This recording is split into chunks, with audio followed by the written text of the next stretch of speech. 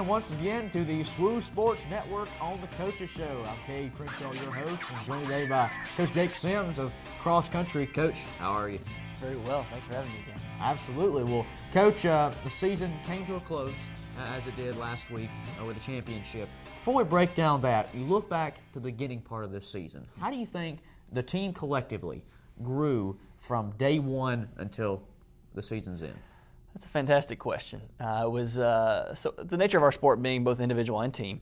The answer to that is in both pieces. As a team, it was a tremendous improvement from, I guess it was the middle of August when we first started to now the first weekend in September where we finished. So individually, a lot of roller coaster up and downs, a lot of triumphs and struggles as well. But as a team, man, it was tremendous to watch the improvement of our performances and our cohesion throughout the year. Yeah. So with the championships being this past week, what were the results of those? We did well. Our women's team was fourth of, I believe, I guess it's 12 teams now, and the men were fifth of 12. There's a lot of details within that. So just starting with the women, we had 3 all-conference performers. So that's the first time of our first 3 years, this being the third year, that we've had an all-conference performer, and we had 3. So that was fun to see. And 2 of those girls are new to our program, so a lot of improvement shown there on the women's side. It was a 6K in distance for the women, so that was a distance they hadn't seen throughout the year. So there was a lot of question marks and unknowns going into that race, but they really battled well, and it was nice to have those 3 near the front throughout the race. They represented our school well, as did all of the ladies who raced. So for our top 5, which is how they score cross country, 3 of the 5 were new to our program, and 4 of those 5 will be returning next year. So that's an exciting thing. And for the men, we did well. So this is our third year in the conference, as I just said, and we haven't beaten anyone yet in a conference meet.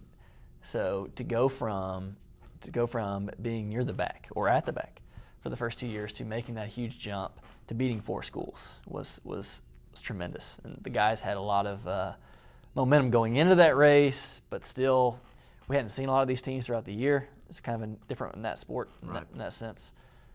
We just didn't know. I believe that, and they believed that they had the ability to beat some of the teams there, and really ran really great races for the men. I'm trying to think. So we, with our top 5, we lose one of our top 5. So there's a lot of excitement for the momentum going forward, and who we can pursue next, and what teams we can flip moving forward. So I will say that. So it was on a 2K loop, this course, which doesn't mean a lot to maybe many of you, but there's 4 loops, and so we were 7th place at the end of the first loop, 6th place after the second loop, and then we moved up into 5th place during the last 2. So it was very, for me anyways, very invested, dramatic watching that unfold and watching us continue to make moves as a team from the end of the first loop to the end of the race. So a lot of great representation for our program, for the university. There at the conference meet in Mount Olive.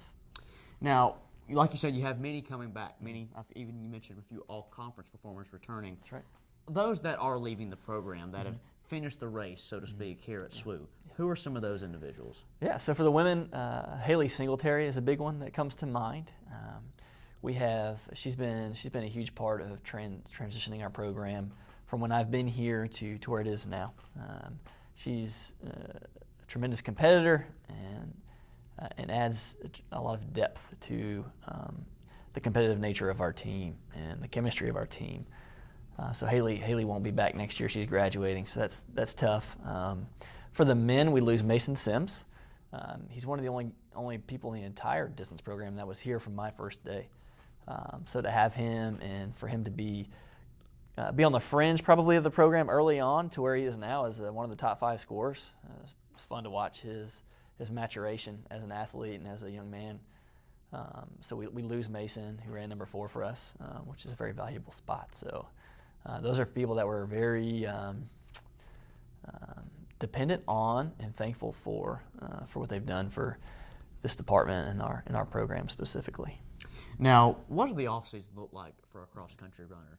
Because, you know, throughout the season, the training is very grueling. You have a lot of conditioning, a lot of long days, early practices, late nights. What's the offseason look like? Wonderful question, and it's probably the most challenging, the answer to this question is the most challenging aspect probably for our student athletes, because our race was the first weekend in November, right? And then we turn around and our first track meet is the December 1st. And not that we place an incredible amount of value on our early indoor races, but these student athletes, in my mind, it's the hardest part of college sports, period. They have to be able to be at the top of their game for the fall semester, all fall semester, and then back for indoor track, the championships in February, and then back for outdoor track at the end of April.